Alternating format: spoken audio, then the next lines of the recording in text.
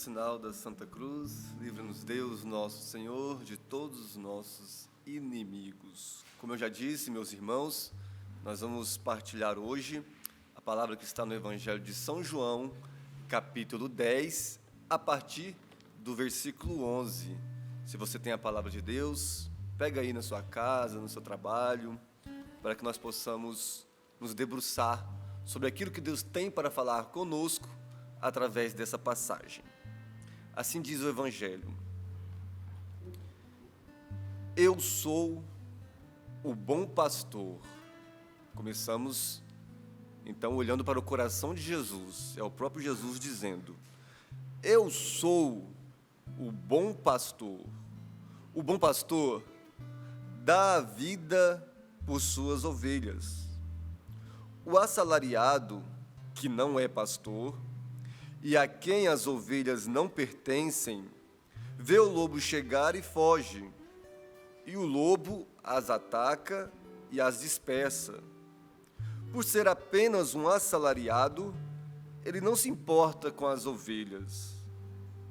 Eu sou o bom pastor, conheço as minhas ovelhas e elas me conhecem. Assim como o Pai me conhece e eu conheço o Pai. Eu dou a minha vida pelas ovelhas. Tenho ainda outras ovelhas que não são deste redil. Também a essas devo conduzir, e elas escutarão a minha voz, e haverá um só rebanho e um só pastor. É por isso que o Pai me ama, porque dou a minha vida, e assim eu a recebo de novo. Ninguém me tira a vida, mas eu a dou por própria vontade. Eu tenho o poder de dá-la, como tenho o poder de recebê-la de novo. Tal é o encargo que eu recebi do meu Pai. Meus irmãos, essas são para nós palavras de salvação, e sendo palavras de salvação, são palavras relevantes, e a própria forma com que esse evangelho começa mostra a importância desse ensinamento, dessa parábola de Jesus. Esse trecho do evangelho começa com eu sou.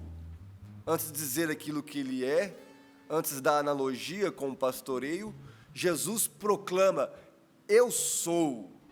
Na Sagrada Escritura, esse termo, eu sou, é de uma importância fundamental.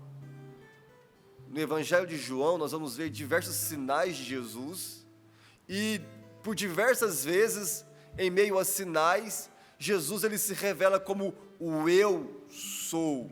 Por que ele se revela como o eu sou? Esse termo eu sou remete à história do povo de Israel, à grande revelação do povo de Deus que Moisés teve a respeito da identidade. Lá em Êxodo 3,14, quando Deus visita aquele povo oprimido pelos egípcios, Moisés pergunta: mas como que eu vou até o meu povo falar que o Senhor quer libertar? E ali acontece a grande revelação do nome de Deus: eu sou. Ora, nós que estudamos a Sagrada Escritura, sabemos que ali nós temos o tetagrama, Yahvé, porque a palavra Yahvé, quando Deus fala eu sou, significa justamente isso: eu sou aquele que existe. O Yahvé, revelado lá em Êxodo 3,14, tem muito a ver com o verbo existir no hebraico. Pois bem, meus irmãos, Jesus começa então se apresentando como aquele Deus que é. Ele revela a sua identidade.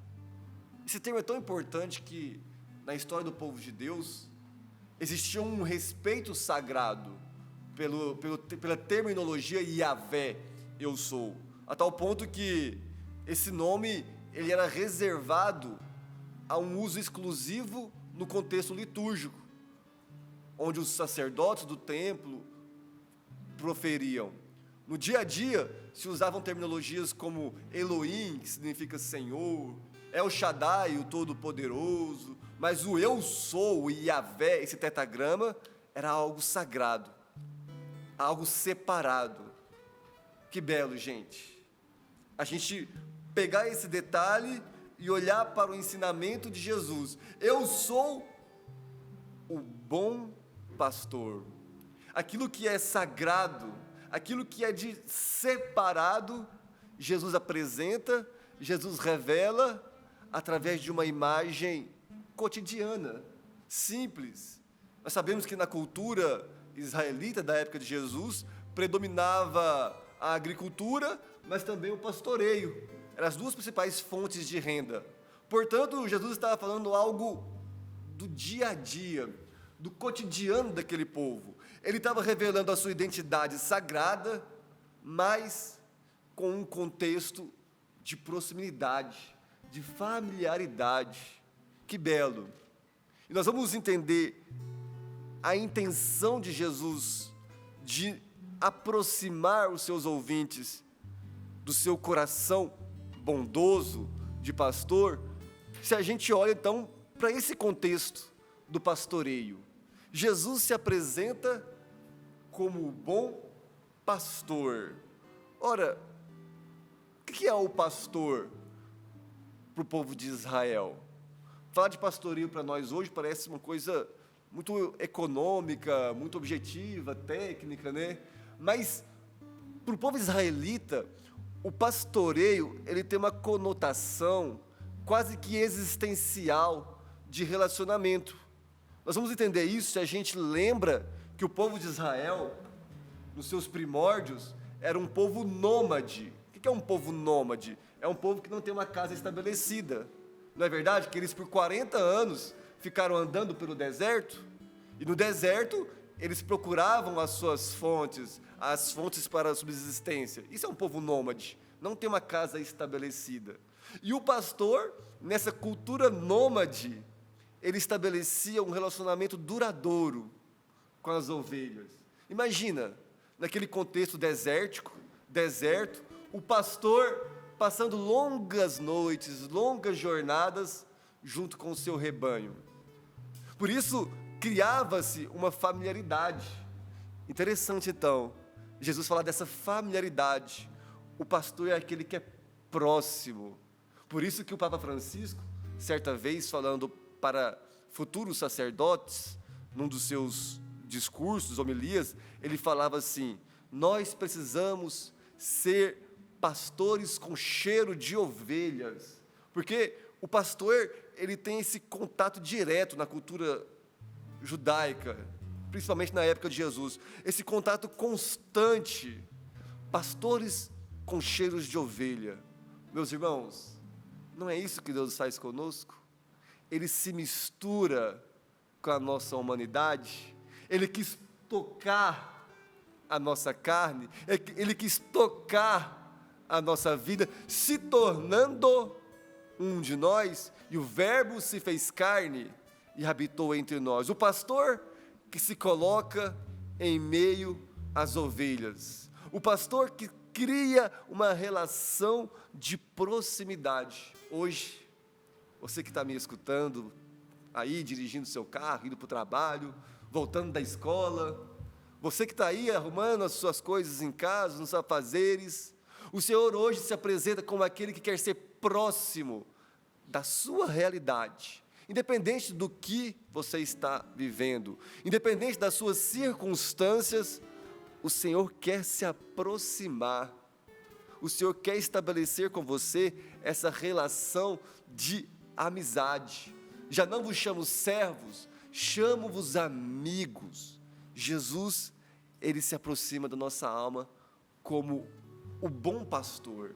Interessante olharmos para essa figura do pastor ainda e lembrarmos de alguns detalhes, sabe, Patrícia, Milena? Que detalhes? Primeiro, Jesus fala do redil aqui, do aprisco, em outras traduções. O que era o redil, o aprisco?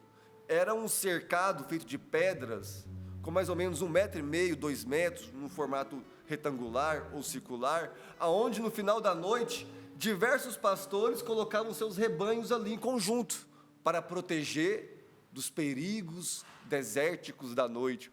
O frio, então as ovelhas juntinhas ficavam aquecidas, mas também dos lobos, das feras.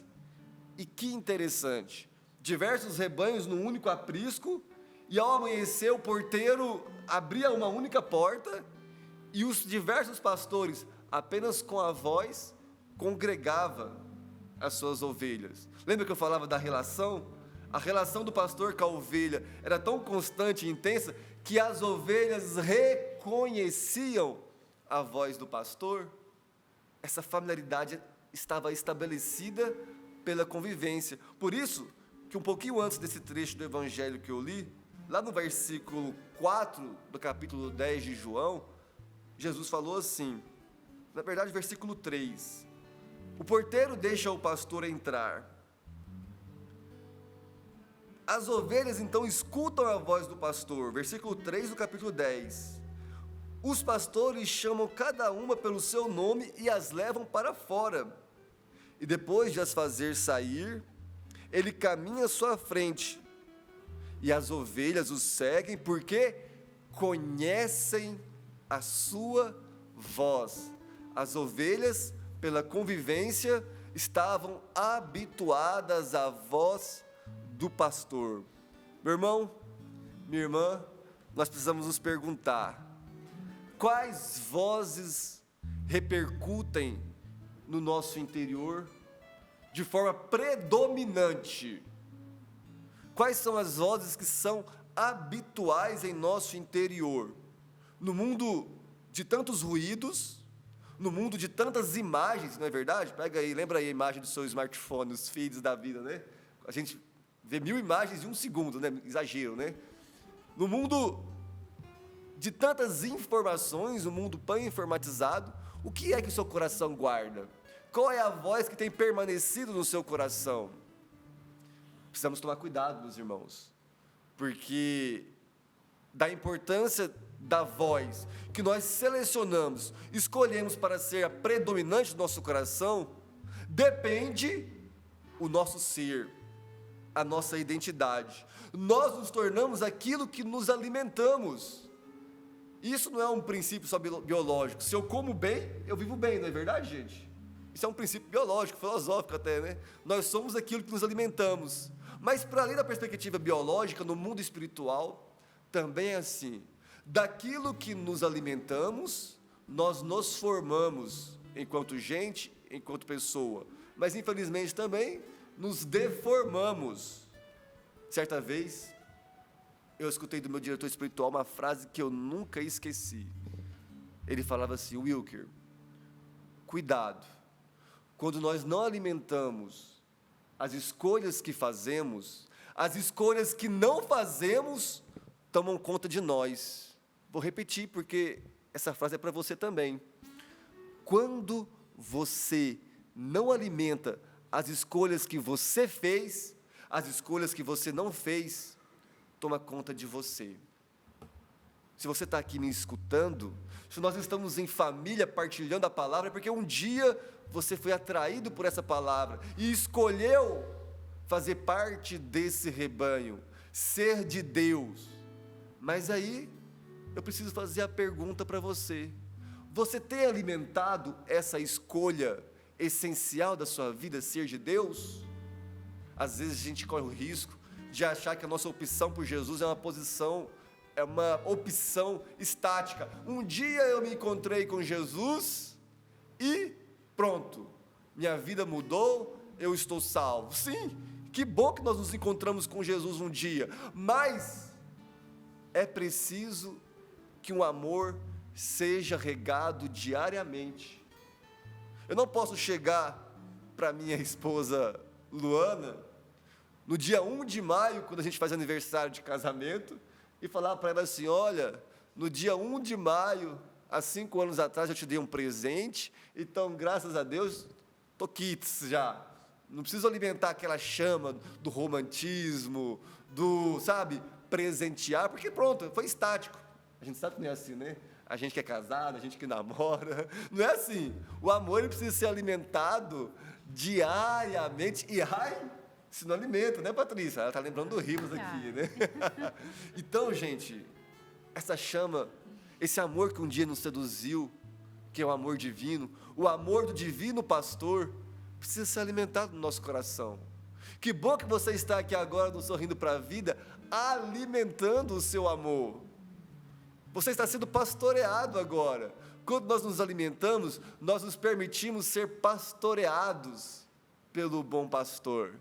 Nos alimentamos da palavra, nos alimentamos da escuta. As minhas ovelhas sabem, entendem, conhecem a minha voz. Você já viveu um desafio na sua vida que era muito grande, mas você só foi porque, por causa da tua palavra, eu lançaria às vezes, eu já vivi. E que bom quando o Senhor nos convida a viver algo que nos desafia e nós podemos nos apoiar apenas na sua palavra. Eu não sou capaz disso, eu sei que eu não sou capacitado para isso, mas o Senhor disse, então eu vou em obediência à sua palavra. Obediência. Você tem sido obediente às moções, às palavras que Deus tem dito a você? Obedecer é justamente essa experiência de ser pastoreado pelo pastor das nossas almas. A palavra obedecer, no latim, significa ob audire, dar escuta, dar audiência. Não existe obediência, não existe fidelidade sem a escuta da palavra, sem a escuta do pastor. Então, meus irmãos, hoje nós somos convidados a alimentar essa escuta. E que interessante, quando a gente alimenta a escuta do pastor, nós descobrimos algo que o nosso querido Padre Jonas nos ensina. Comentando o versículo 11 desse capítulo, nos documentos internos da Canção Nova, aqui não é uma divulgação do Davi, mas é uma promoção vocacional, né? Nós temos nossos documentos internos, que não são vendidos no Davi, mas quem sabe Deus não está te chamando para fazer o vocacional na Canção Nova, aí você vai ter acesso a esse coração pulsante do nosso fundador. Enfim, feita essa propaganda vocacional, porque eu tenho certeza que a voz do pastor também agora incomoda coraçõezinhos aí, eu quero lembrar um ensinamento do Padre Jonas nos nossos documentos para a comunidade. O Padre Jonas, a fotinha aqui da minha família, o Padre Jonas, ele faz uma observação nos nossos documentos. Como tem muitos irmãos que nos acompanham no Sorrindo para a Vida, vou até dizer o número aqui, porque tem irmãos de comunidade, quando você vai na chácara, olha, eu te vi no Sorrindo para a Vida, eu te escutei. Lá no número 1674 dos nossos documentos, o Padre Jonas fala assim: só o bom pastor é capaz de arrebanhar novamente as ovelhas. E é importante perceber que quando Jesus fala em bom pastor, ele não está se referindo a essa qualidade em relação ao seu coração bondoso, mas se refere ao pastor que faz o seu ofício com eficácia, entende? Quando Jesus está falando do bom pastor aqui, não é a questão da bondade do coração de Jesus que está em questão. Dentro desse contexto da parábola, o destaque é, ele é um bom pastor, porque ele realiza bem o ofício de pastorear. O bom pastor, ele faz bem aquilo que é o seu dever. E aí entra a perguntinha que eu fiz para você no início do nosso programa. O que te torna bom naquilo que você faz? Você se sente em paz com as suas obrigações, seus deveres? Você é bom? Se é bom, você pode ser melhor ainda? O que te torna bom naquilo que você faz? Jesus, ele é o bom pastor porque ele foi fiel ao projeto do Pai. Ele conseguiu congregar na unidade o rebanho do povo de Israel. Ele deu a sua vida pelas ovelhas. Agora olhemos para a nossa missão. Olhemos para aquilo que Deus nos dá como dever e obrigação. A nossa missão passa primeiro por isso. Aquilo que é a minha obrigação e o meu dever. E aí nós podemos pensar no nosso contexto profissional, nós aqui na bancada, nosso contexto missionário, sem dúvida, que passa pelo profissional, o nosso contexto familiar, naquilo que são as obrigações do lar, do convívio familiar diariamente, aquilo que é a nossa pastoral, você que é membro de alguma pastoral na igreja, você cumpre bem o seu dever? Você está sendo fiel? O que nos torna bons naquilo que o Senhor nos pede? Pensando sobre isso, refletindo sobre isso, eu separei 3 pontos para nos ajudar a sermos bons, a exemplo do bom pastor. O primeiro ponto que nos torna bons, que nos capacita para sermos bons naquilo que fazemos. O primeiro ponto é sermos amigos do processo. Como assim, Wilker? Meus irmãos, o pastor é aquele que é amigo do processo. Pastorear é uma profissão, é uma incumbência que exige paciência. Você ir à frente do rebanho, procurar fontes para alimentar, para saciar a sede do rebanho, ainda mais na cultura de Jesus, né? Da Galileia ali, na Judéia, um contexto geográfico montanhoso, então você ia à frente do rebanho, hora ou outra uma ovelha se perdia, e aí pacientemente o pastor tinha que ir lá buscar aquela ovelha. Então o pastor, ele era paciente, amigo do processo. No final da noite ele tinha que juntar o seu rebanho e colocar no aprisco, no outro dia de manhã acordar cedinho para congregar com a sua voz o rebanho de novo. Então o pastor, ele entendeu isso. Opa, não basta apenas andar, existem etapas a serem cumpridas. Sermos amigos do processo. Meus caros, uma bela plantação para as mulheres, né? Uma roseira, um jardim maravilhoso, ele não é fruto do acaso, ele é fruto do preparo. Não existe um belo fruto sem um intenso cultivo. Não existe um belo fruto sem um intenso cultivo. Nós precisamos aprender a investir no valor da preparação, meus irmãos. Às vezes a gente quer o fruto sem o cultivo. Semana retrasada, quando eu vi no programa Sorrindo para a Vida, eu falava sobre isso, né? A gente quer ser pai sem gastar tempo com nossos filhos. A gente quer casar sem realizar a nossa vocação ali no dia a dia. Então, é preciso um cultivo, sabe, gente? É preciso gastar tempo nos processos. Olhemos para o nosso Senhor. Se a gente pega a metria dos evangelhos ali, a totalidade dos evangelhos, a gente tem um recorte de 3 anos da vida de Jesus. A vida pública, o mistério da Páscoa de Jesus, se deram mais ou menos em 3 anos. E durante 30 anos, Jesus viveu a sua vida oculta. Olha só a preparação aí. Entende? Jesus, ele foi preparado para o seu ministério. Acontece, gente, que às vezes nós nos tornamos escravos do produto. Fazendo essa reflexão, eu lembrava de um pensamento de João Paulo II, numa encíclica Redemptor Hominis, quando ele fala sobre isso. O risco de sermos escravos do produto. O que é ser escravo do produto? Você valoriza tanto o resultado, você super absolutiza o resultado ao ponto de se tornar escravo dos resultados. João Paulo II tem um termo que é o seguinte: o ser humano, ele corre o risco de se tornar produto do seu produto, ou seja, escravo dos resultados. Eu só tenho valor por aquilo que eu apresento para a sociedade, por aquilo que eu apresento para o meu chefe. Gente, na vida não é assim. Não é somente o resultado que tem valor na vida. Na verdade, é o processo que faz o resultado ser verdadeiro e consistente. Nós estamos na época da Copa do Mundo, né?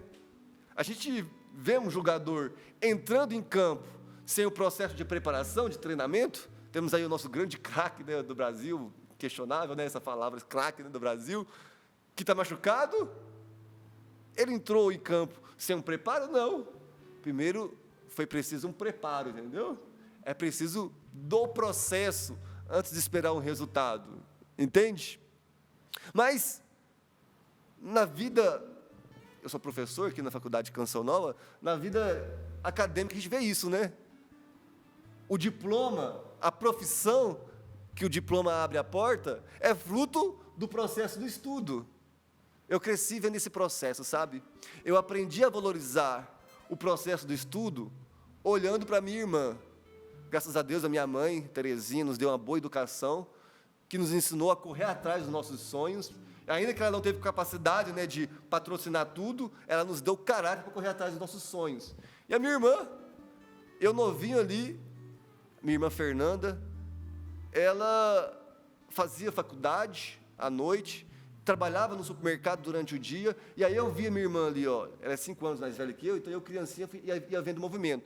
Ela saía de casa às 6 horas da manhã, ia para o trabalho, do trabalho direto para a faculdade, chegava da faculdade mais de 11 horas da noite, e aí eu via ela chegando da faculdade, pegando os cadernos dela, estudando até 1 da manhã, 2 da manhã, e graças a Deus, se formou, estamos celebrando, passou no concurso público recentemente, que lindo, que coisa maravilhosa, parabéns, né? Muito orgulho, mas olha, a vibração se deu porque ela viveu o processo do estudo, entende? No namoro, gente, a gente vive o processo. O casamento que nós construímos, ele é edificado, solidificado no processo do namoro, através do diálogo, através da espera. Às vezes a gente quer também viver uma mentalidade consumista do produto final, do casamento, eliminando o processo do namoro. E aí, gente, os valores são subvertidos, porque quem vive isso no namoro, chega no casamento, não vai entender que o casamento é feito de um processo diário, de diálogo, de perdão. Sem esse processo de diariamente recomeçar com perdão, com diálogo, não existe a intimidade, a harmonia conjugal que vai culminar na intimidade sexual. Vocês estão entendendo, gente, a importância do processo? Vocês estão entendendo que sem o processo não existe o fruto? Sem o cultivo não existe a beleza de um jardim? Então, o primeiro ensinamento para a gente fazer bem aquilo que é o nosso dever é o valor do processo, o valor da preparação. Mas um segundo ensinamento é o seguinte: nós que queremos viver bem o processo e os processos da vida, não podemos desanimar com os limites do processo. O erro faz parte do processo.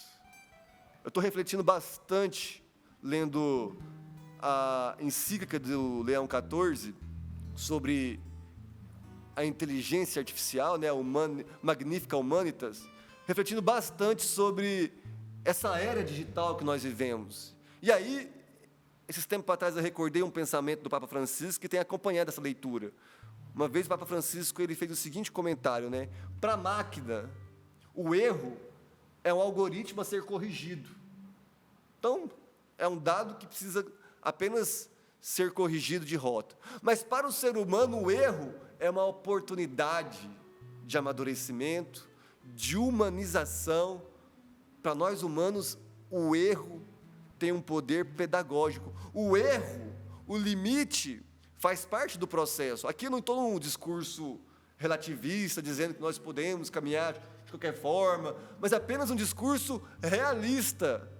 Você vai errar, eu vou errar, você vai encontrar suas limitações. E quando nós temos esse realismo, nós temos mais paciência com os erros dos irmãos, com as limitações dos nossos irmãos, porque nós sabemos das nossas limitações.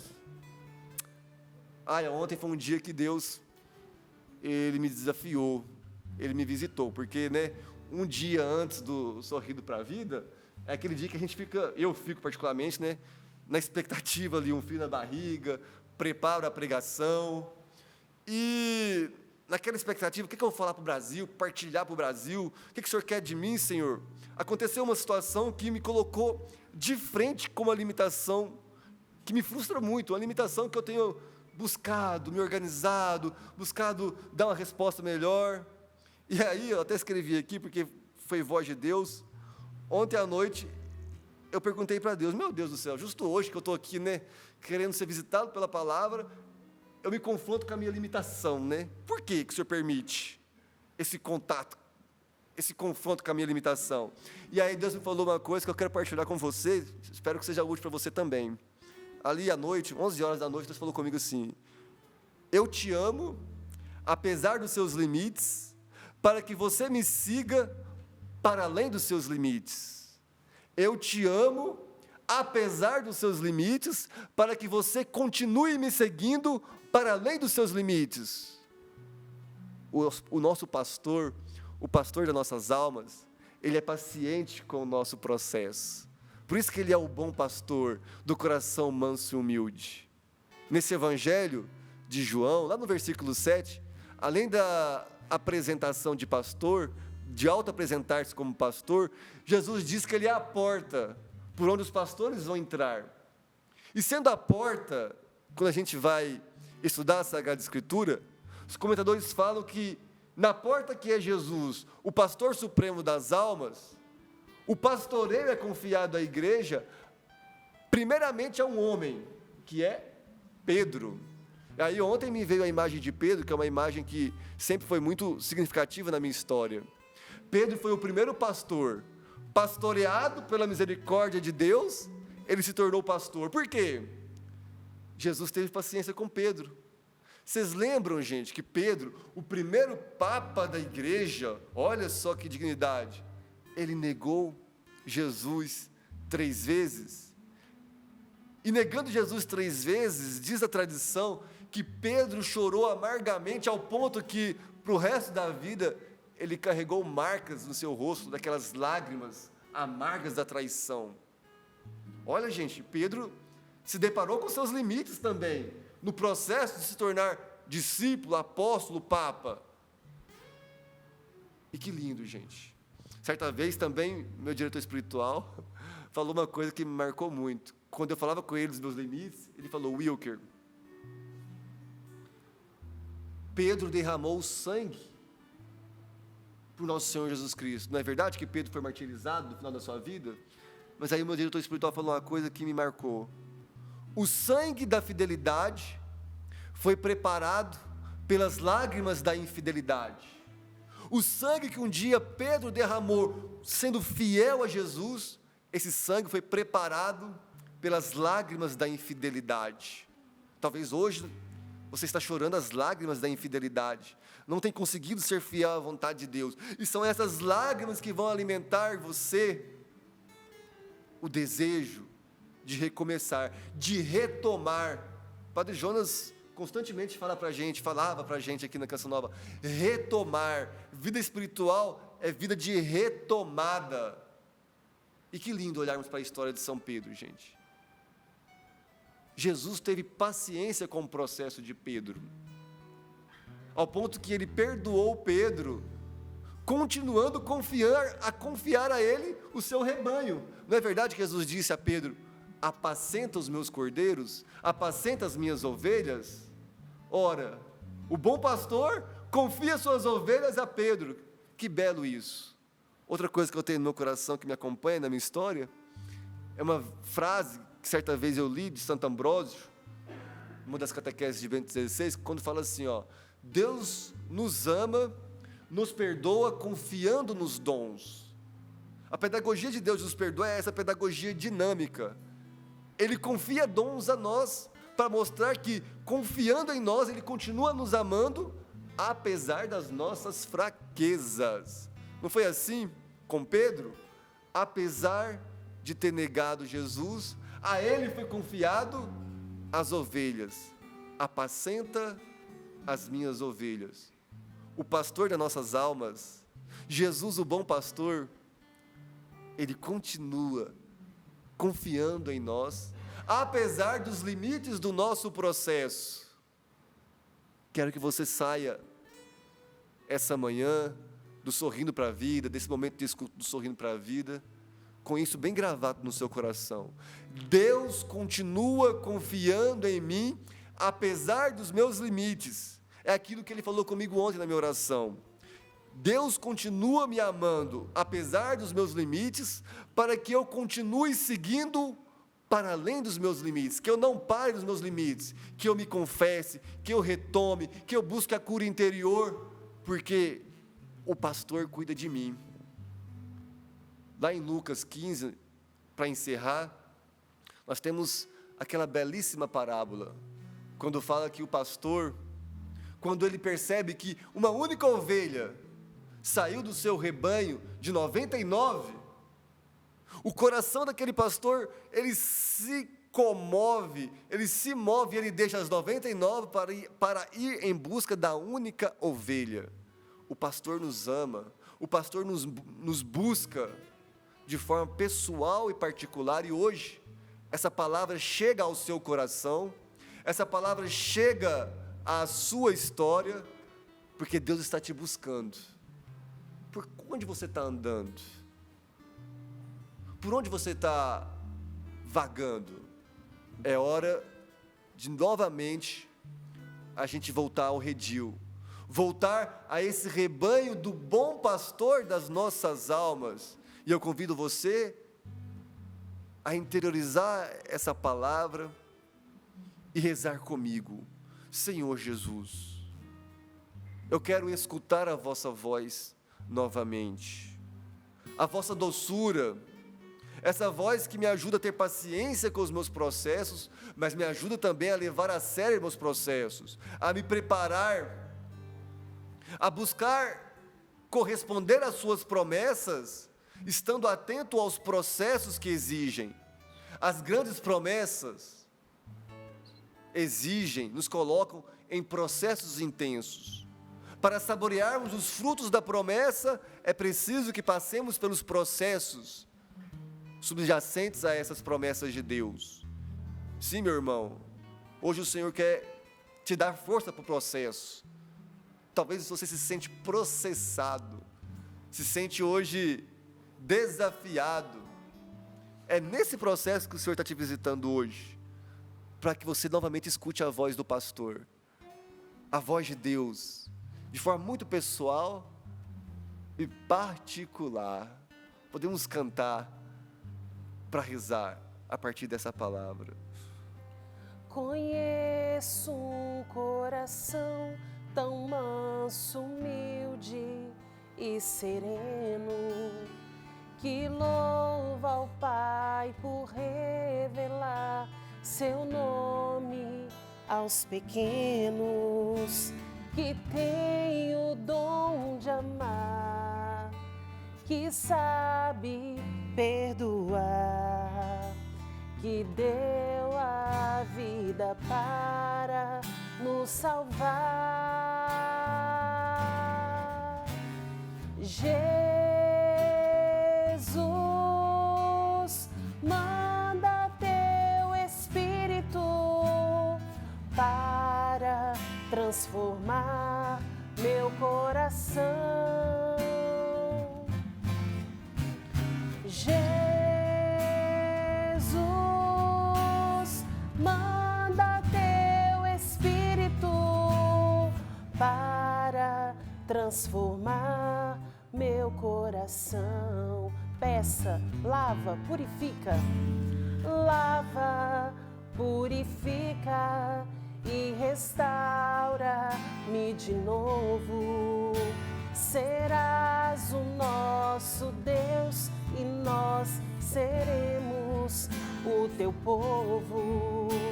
Derrama sobre nós a água do amor, o Espírito de Deus, nosso Senhor. Jesus, manda teu Espírito para transformar meu coração. Jesus, manda teu Espírito para transformar meu coração.